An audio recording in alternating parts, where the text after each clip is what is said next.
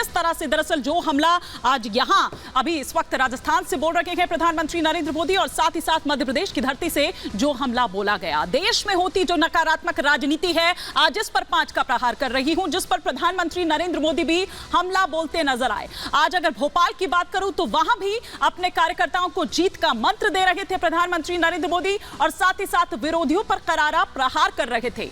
नई संसद के निर्माण से लेकर देश के विकास तक कई मुद्दों पर कांग्रेस के नेताओं पर नकारात्मक राजनीति करने का आरोप लगाया और वहां बैठे जो युवा वोटर्स थे उनको टारगेट करते हुए ये कहा कि अपने घर जाकर पूछिए, अपने माताजी पिताजी से पूछिए या दादा दादी से पूछिए, जो भी घर में बूढ़े बुजुर्ग हैं, कि कांग्रेस के वक्त में किस तरह के हालात थे। कांग्रेस जंग लगा लोहा है, ये कहा प्रधानमंत्री नरेंद्र मोदी ने। लेकिन जहां पीएम मोदी एक तरफ विकास की बात कर रहे हैं, योजनाओं की गारंटी दे रहे हैं, तो वहीं दूसरी ओर उनके विरोधी डर दिखा रहे हैं। कोई लिंचिंग का डर दिखा रहा है, कोई लिंचिंग की गारंटी दे रहा है, तो कोई अब त्याग ना करने की बात कर रहा है। ऐसा लग रहा है जैसे विपक्ष के पास मुद्दे खत्म हो चुके हैं और अगर कुछ उसके पास शेष बचा है तो वो है भड़काऊ राजनीति, जिसके दम पर वो अपनी सियासी रोटियां सेक रहे हैं। लेकिन सवाल तो ये है कि इस तरह की बातें कही ही क्यों जा रही है, ये नैरेटिव क्यों सेट किया जा रहा है और ऐसा नैरेटिव सेट करके क्या वो 24 का रण जीत लेंगे? क्यों देश को बांटा जा रहा है, लोगों में वैमनस्यता पैदा की जा रही है? क्यों ये कहा जा रहा है कि एक दिन आएगा जब संसद में किसी मुसलमान की मॉब लिंचिंग होगी?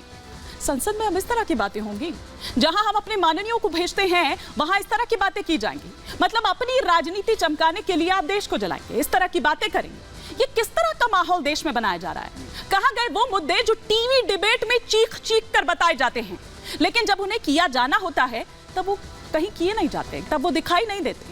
आज इसी पर 5 का प्रहार कर रही हूं, आगे बढ़ूं, लेकिन उससे पहले जो 5 का प्रहार के सवाल हैं एक एक कर आपके टेलीविजन स्क्रीन पर। ये पहला सवाल कि लिंचिंग का डर दिखाकर क्या ओवैसी भड़का रहे हैं? दूसरा सवाल ये कि ओवैसी भड़काएंगे क्या तभी 24 में टिक पाएंगे? तीसरा सवाल जो आपकी स्क्रीन पर चेंज हो रहा है वो ये कि नई संसद पर नकारात्मक राजनीति क्यों हो रही है? चौथा सवाल ये कि प्रधानमंत्री मोदी ने क्या बदल दी है चुनावी राज्यों की हवा?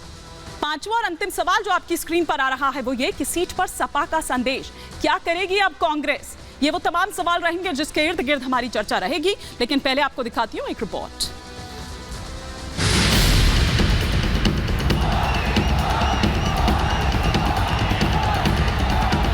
भाजपा सरकार ने नया भव्य संसद भवन बनाया, लेकिन कांग्रेस ने पहले दिन से ही विरोध करना शुरू कर दिया।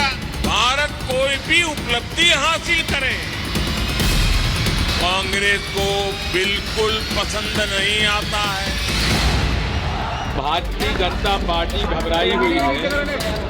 मोदी जी समझते हैं कि शिवराज सिंह चौहान के जो पाप 18 साल के हैं उनके मंत्रियों के पाप हैं, मोदी जी हो देंगे।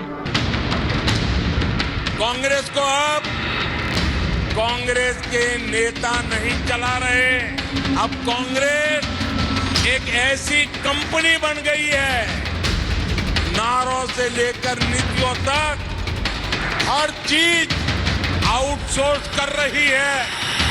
कांग्रेस का ठेका अब कुछ अर्बन नक्सलियों के पास है।